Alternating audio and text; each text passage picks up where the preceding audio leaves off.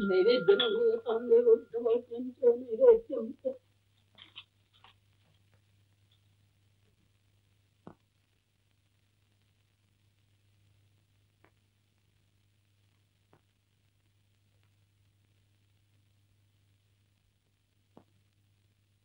गणपती बाप्पा तुला एवढे सगळे मोदक पाहिजेत. बघ तुझं पोट किती फुगलंय ते. यातले 2 मोदक घेऊ. मला आणि अमृताला लय भुका लागला. घेऊ.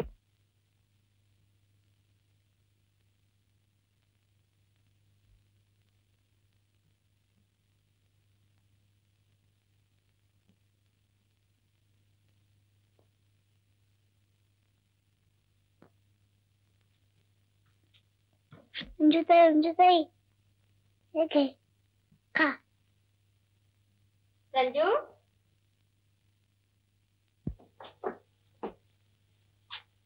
कुणी दिले ते? गणपती बाप्पानं. चोरून घेतलंस ना? कुणी नाही, त्याला विचारलं तो गप्प बसला. मला वाटलं घे म्हणतोय. म्हणजे चोरी केलीस. जा परत ठेवते. जा म्हणते ना, ठेवते. आणि चुकलं म्हण देवाला.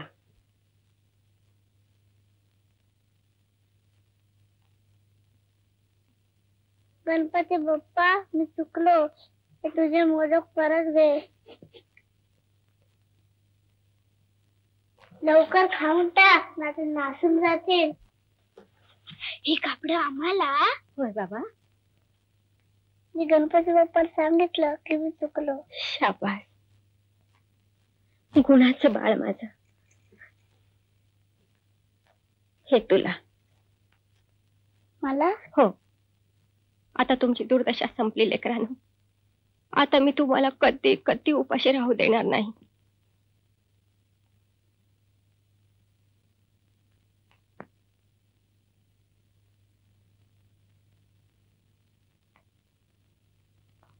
आणि तू?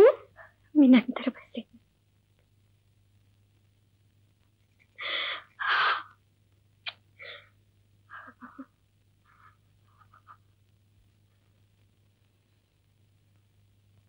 हो मालक. गावली कुठं? दांडगाईवाडीत. भारीच चालती. राहते कुठं? त्याचा पत्ता मी काढतो. लवकर.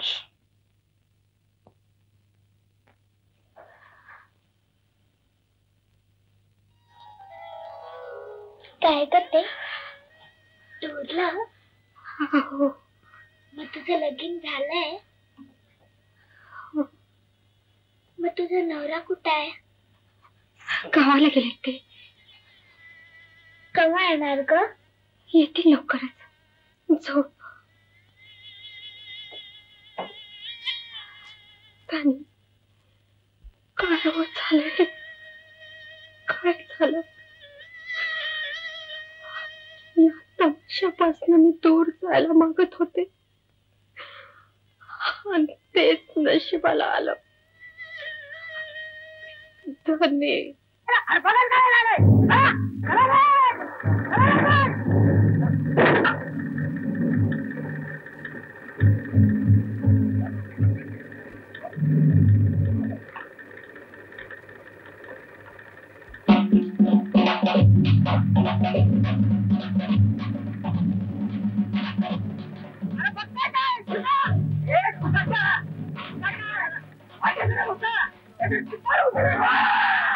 अरे वाह, थांबते की बोलायला? अबे साल्या खंड्या कुणाच्या जीवावर बोलतोस? देशमुखाच्या? अरे वाजले की 3-13 या घराण्याचे. हा खबरदार. तोंड सांभाळून बोला चेअरमॅन. त्याला बायको सांभाळता येत नाही, त्यांनी तोंड सांभाळायच्या गोष्टी बोलू नये सरकार.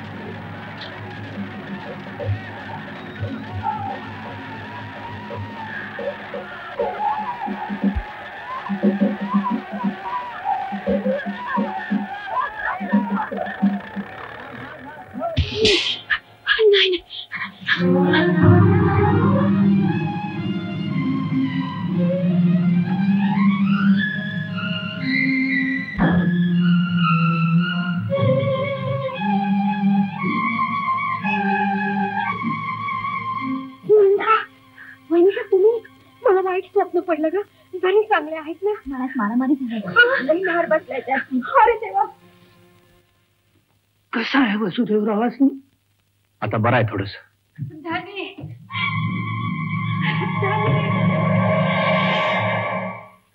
कोण तू? पुन्हा आलीस? थांब इथंच. मला अडवू नका हो. त्याला फार मार लागलाय का? मला त्याने एक होते. काय संबंध तुझा याचा? कोण तू? काय राग आलीस तशी? असं सोडून नका हो. या घरासाठी पीळ पडला म्हणून आले मी. मला त्यानं बघितल्याशिवाय खेळ निघणार नाही. मला त्यानं एकदा होते. मी आज जाऊ देणार नाही. शांती हो आधी. नाही नाही नाही.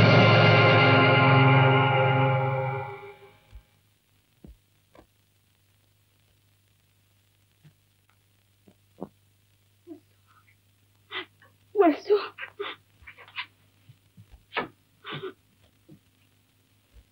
वसू वसू बोल के रे.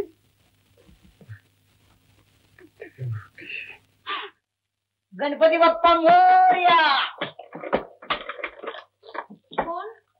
राम राम बाई. तू होय. पुन्हा का आला? आलो आपलं सगळवारी.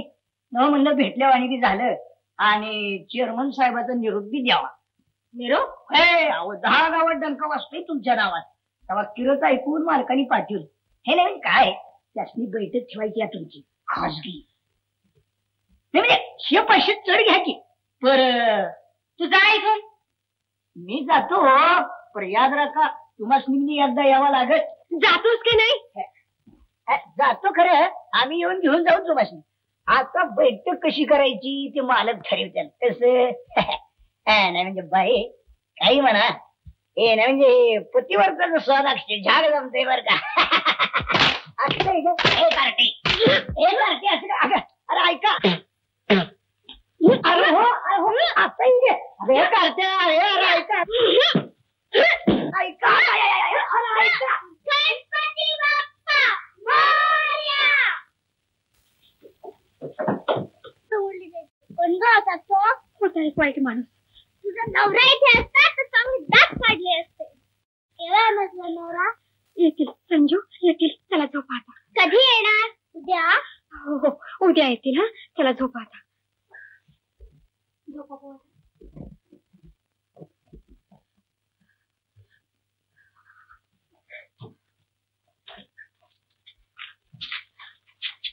परमेश्वरा तुझ्या साक्षीने या मुलांबरोबर सारखं खोटं बोलावं लागतंय मला. चुकतं का माझं? कसे येतील ते उद्या? कशी समजूत घालून या भोळ्या जीवांची. देवा काय मी पाप केलं? काय माझा अपराध? कर्तीपणाची आशा धरून संसाराच्या सावलीला उभी राहिले आणि त्या सावलीनच पेट घेतला. अंग अंग चढतंय माझं. का का मी तमाशातली म्हणून या डागण्यात येतोस मला? दया गणा. अरे महानंदे सारख्या गणी केला तू आपल्या हृदयात जागा दिलीस ना. कानोपात्रा वेश्या असून सुद्धा तू तिचा उद्धार केलास. लंका काय झालं? चिंचा आवळे कैऱ्या चुकलेल्या कोणी आणल्या होत्या? मी आणल्या होत्या. कोणासाठी? धाकल्या बहिणी साहेबांसाठी. पण त्याच दिवशी त्यांना म्हणजे देवकीला दिवस गेले. त्यासनी दिवस गेले देवकीला. थांबाय भजन. वहिनी बोलू दे मला. आतापर्यंत सारं गिळून बसले. आता नाही सहन होत. तुला झालंय काय आज? काय बोलतेस तू? तोंडानं कानोपात्रीचं गुणगान करता आणि देवकी सारख्या एका निर्मळ पतिव्रतेला घराबाहेर काढलं तुम्ही का? ती पापी होती म्हणून. पापी? ज्या विठ्ठलाची तुम्ही भक्ती करता त्यानं कुणाच्याही जातकुळीचा विचार केला नाही आणि एका निर्मळ स्त्रीला केवळ तमाशात काम करते म्हणून पापी ठरवता. मग तमाशात नाचणं हे काय पुण्य झालं? शील चारित्र्य सांभाळून पोटासाठी केलेलं कोणतंही काम हलकं नसतं. केलं असेल तिनं, पण पतिव्रतेने लाजावा अशी वागली ती या घरात. तिचे थिंडवडे थांबले पाहिजे. देवकी परत आली पाहिजे. परत?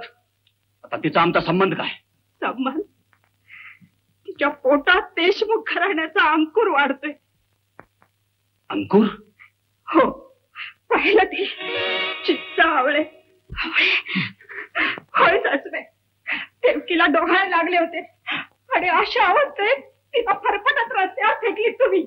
आणि तुम्ही कशाला तुळशीच्या माळा गळ्यात घालता, कशाला वारकरी बनवता. देवानं माझी ओटी भरली नाही, पण देवकीची कूस या घरात उजवली असती तर देशमुख वंशाला दिवा लागला असता.